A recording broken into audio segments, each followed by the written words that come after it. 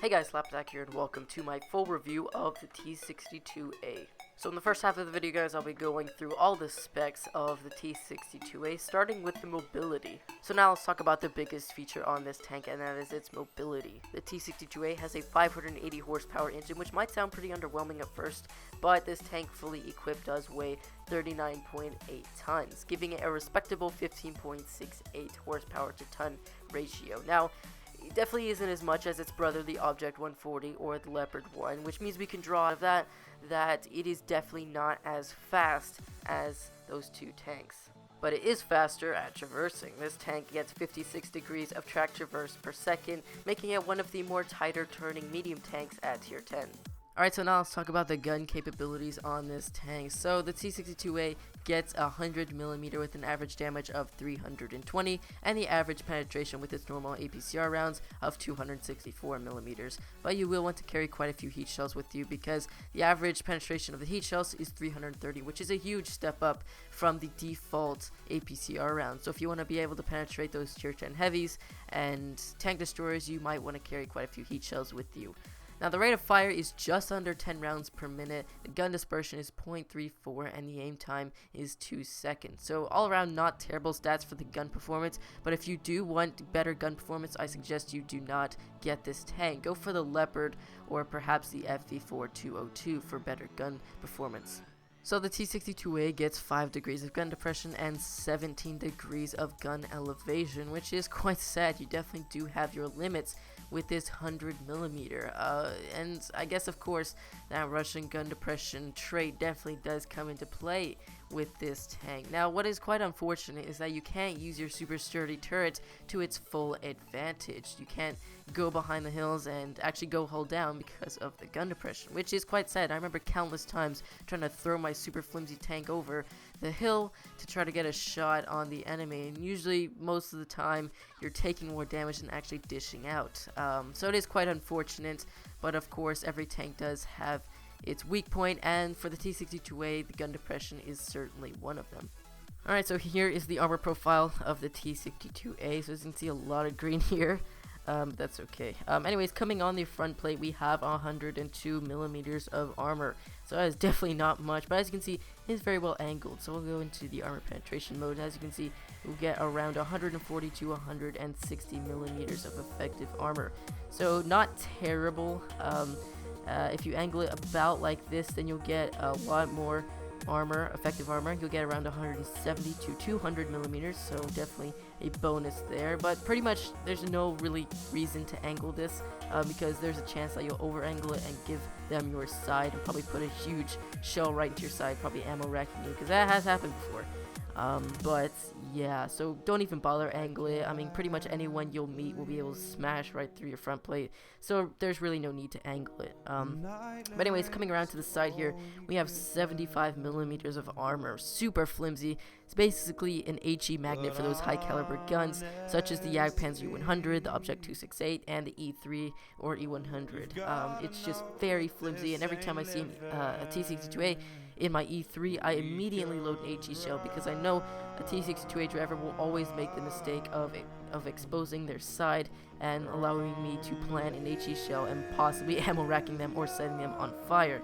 So definitely be aware of that. Of course, you do have the suspension that covers most of it, but other than that, you run the risk of exposing your side, super flimsy side as I can say, and putting HE shell right into that. So anyways, coming around the back, we have 45mm, definitely another HE magnet, but definitely a lot more hard to hit. As you can see, it's very small there. On the lower part of that, we have 20mm. Oh, interesting. Anyways, over on the front here, we have 240mm of armor there. Definitely a lot more once you go into the armor penetration, because of course you'll always be looking, you won't obviously be looking directly at them, so it will always be angled, so you'll have a much more effective armor.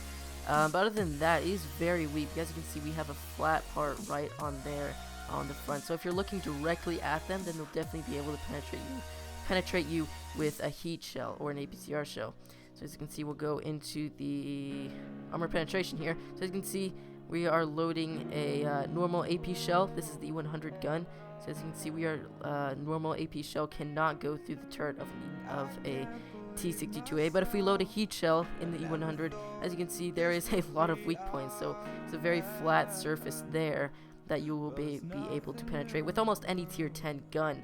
Also, that weak cupola up there is a problem. But anyways, onto the collision model.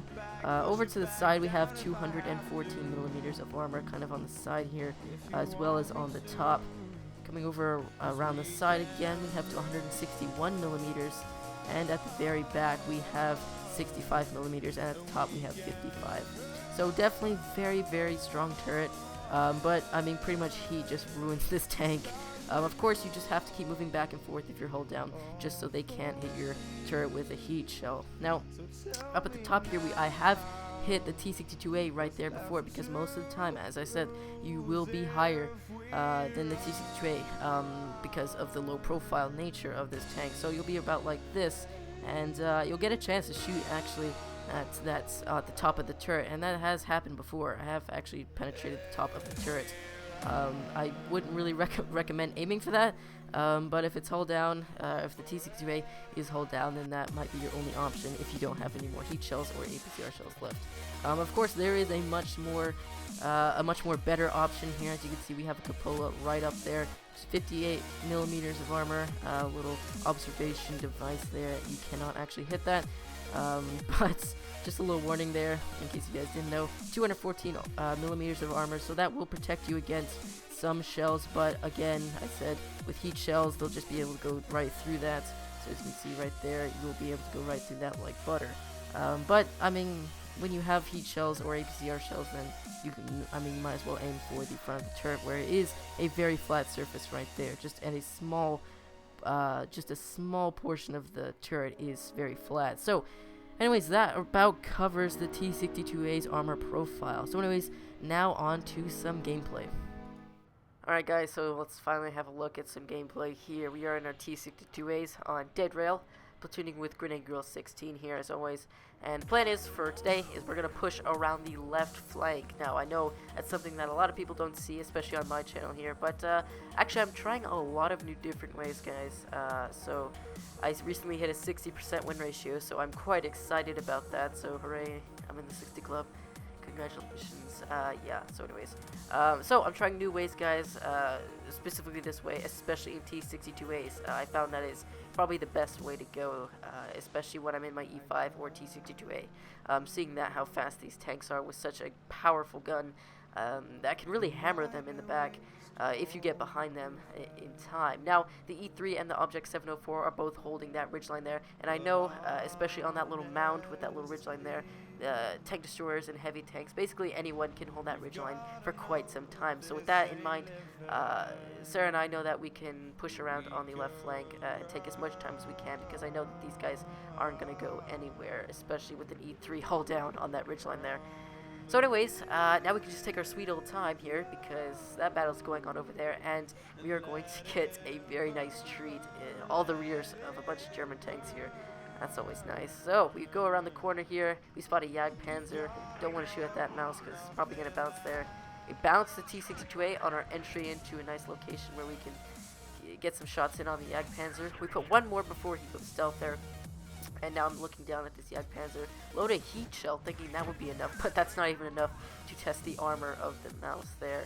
So a bit of bad penetration on the T62-A there. We come around the corner, put another shot into that Jagdpanzer. That poor Jagdpanzer is barely on any health whatsoever. Put another shot into the T62-A just to tell him to back off from my platoon mate there, because it looks like Grenade Girl is taking a huge beating there. It looks like he's almost dead. She should be dead, really. Not sure how she survived, but that Jagdpanzer is firing heat there. Very nice. But his gun is broke, so he'll fire very inaccurately there, so there's pretty much no chance of him hitting our small tank. Jagdpanzer goes out in the open. I take a shot, and his tracks there. He's over-angling his armor, I should say. And there's an ISU behind us. What?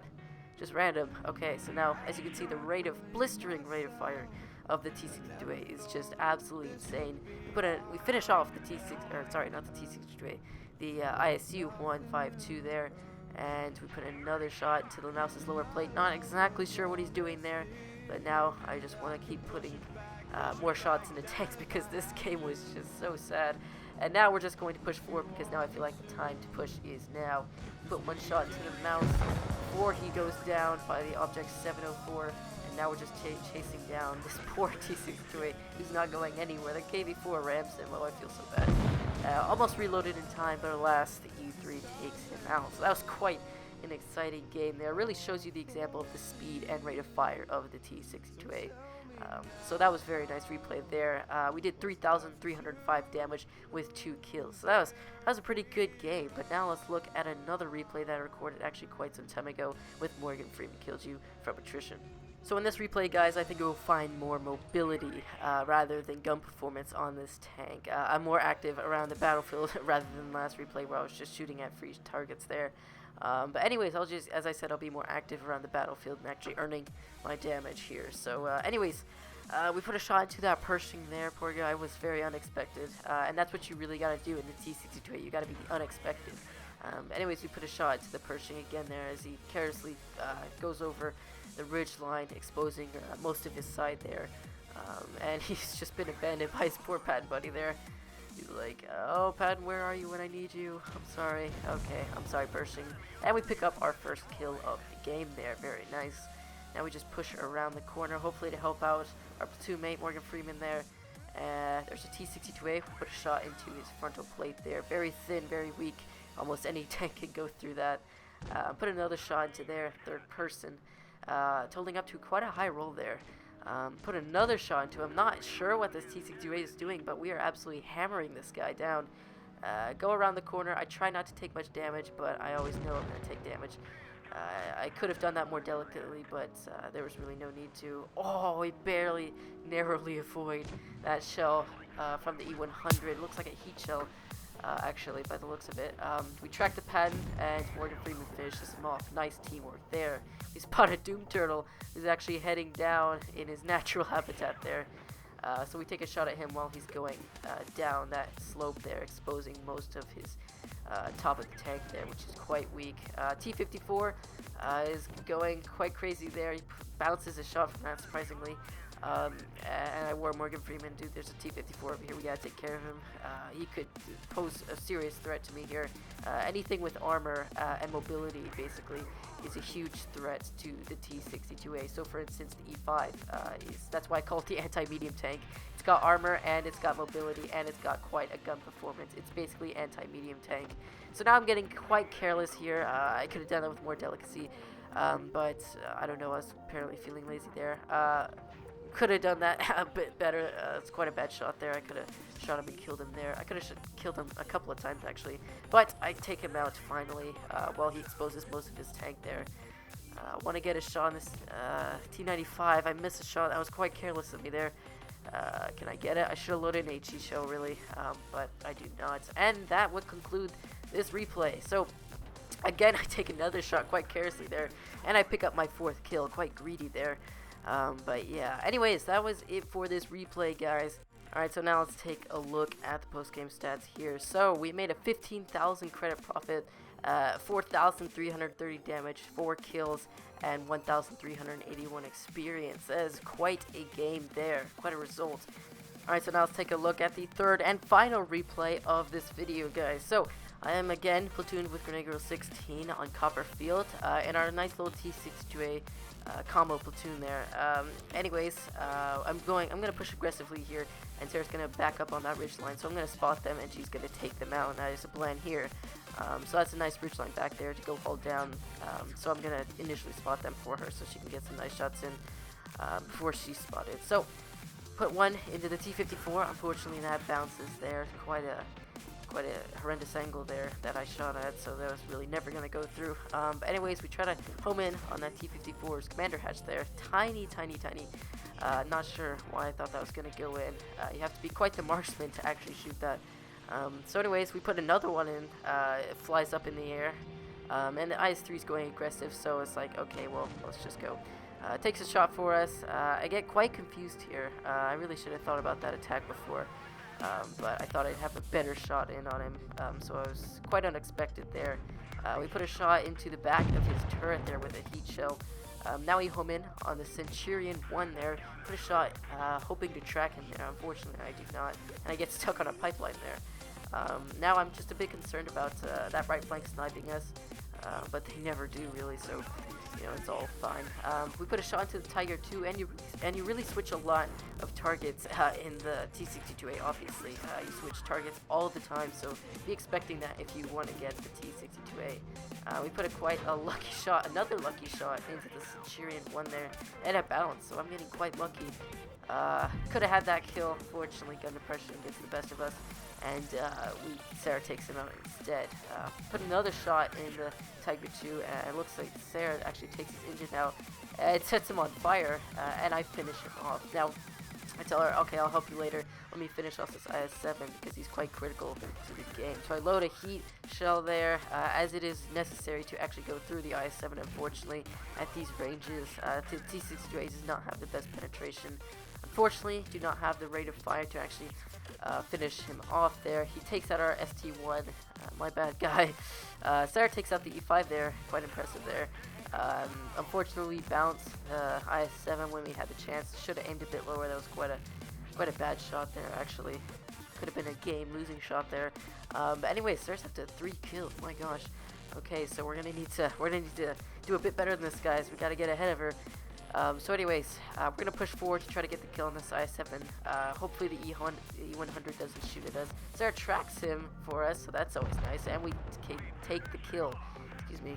Anyways, the E100, we narrowly avoid that shell there. I bet he was reloaded and everything there. Unfortunately for him, he was not quick enough to fire.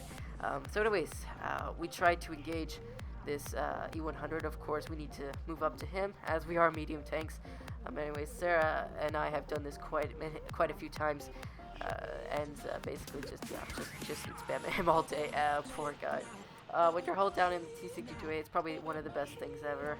And we just keep putting round after round in this poor guy's turret, and he's missing almost all of his shots. I kind of feel bad. Sarah bounces a heat shot, and I bounce his side just flat out, and now this guy's firing heat, and I don't really blame him. We were kind of being a little dirty there and heat spamming at him.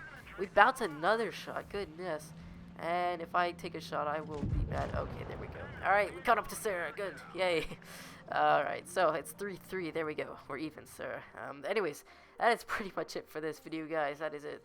The last replay. We did 3.9k damage there, along with a crucial contribution, Brothers in Arms Sniper, and a second mastery badge there, a second class badge. Yes, we did better than her. Great. Mission accomplished. Anyways, guys, that is it for this video. So I hope you have enjoyed my T62-A review. And if you did, make sure to leave a like. And make sure you subscribe for more upcoming videos. And I know I took a break from Blitz for quite some time, guys. I didn't take a break from Blitz. I took a break from making videos. I was quite busy the last week, and I will be busy this week. But don't worry, guys. I'll have videos all day because I've been playing quite a lot of Blitz recently. Ever since I hit my 60% win ratio, I've been quite excited. Anyways, guys, as I said, thank you for watching. Hopefully you've enjoyed, and I will see you guys in my next video. Bye, guys.